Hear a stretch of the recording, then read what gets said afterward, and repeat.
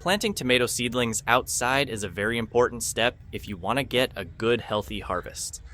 If you do it properly, your plants will get all the necessary nutrients, and they will recover very quickly from the transplant shock. No need to worry, it's not so difficult. Just follow these steps carefully, and you will see the results. Let me explain everything in detail so you understand why we are doing each step. First of all, you have to dig big holes in your garden bed or container where you want to transplant your tomato seedlings. The size of the holes should be according to the size of your plants. You see, we need to bury almost half of the plant inside the soil, so the holes should be deep enough for that. Also, make sure to keep a distance of about 10 to 12 inches between each hole. This is very important because if the plants are too close, they will compete for sunlight, water, and nutrients, and none of them will grow properly. Giving them enough space ensures they grow strong and healthy. Now, once the holes are ready, we will add a handful of vermicompost to each hole. Vermicompost is a very rich organic fertilizer made from worm castings. It is full of nutrients like nitrogen, phosphorus, and potassium, which are essential for plant growth. Not only that, but vermicompost also improves the soil structure, making it soft and airy so that the roots can spread easily and absorb water and nutrients properly.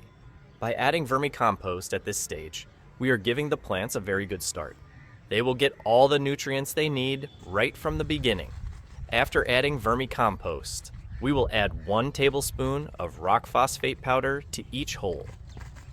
Rock phosphate is a natural mineral powder that is very rich in phosphorus. Phosphorus is a very important nutrient for plants, especially for tomatoes. It helps in root development and flowering. You see, when the roots are strong, the plant can absorb more water and nutrients from the soil, and when the flowering is good, you will get more fruits. So, by adding rock phosphate, we are ensuring that the plants get a steady supply of phosphorus as they grow.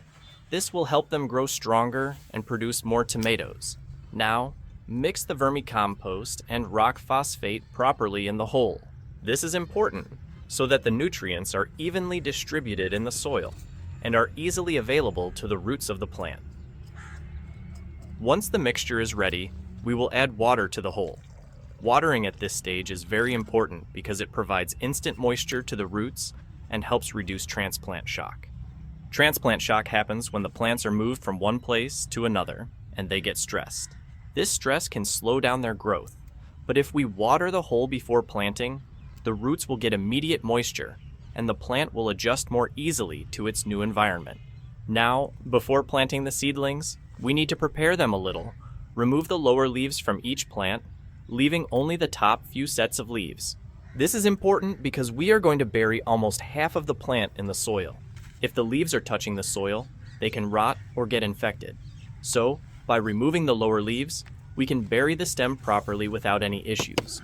Now, you might be wondering why we are burying half of the plant. This is a very good technique for tomatoes. When you bury the stem, it develops additional roots along the buried portion. These extra roots help the plant absorb more water and nutrients from the soil, making the plant stronger and more productive. So, this step is very beneficial for the overall growth of the plant. After planting the seedlings, give them another good watering. This will help settle the soil around the roots and remove any air pockets in the soil. Air pockets can dry out the roots and affect the growth of the plant. So, watering thoroughly after planting is very important. It ensures that the roots are in proper contact with the soil and have enough moisture to start growing.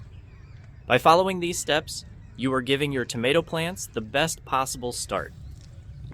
Digging deep holes, adding vermicompost and rock phosphate, watering before planting, and burying half of the plant are all practices that provide essential nutrients, reduce transplant shock, and promote strong root development. These small steps can make a huge difference in the health and productivity of your tomato plants. Remember, gardening is not just about planting and forgetting. You have to take care of your plants regularly.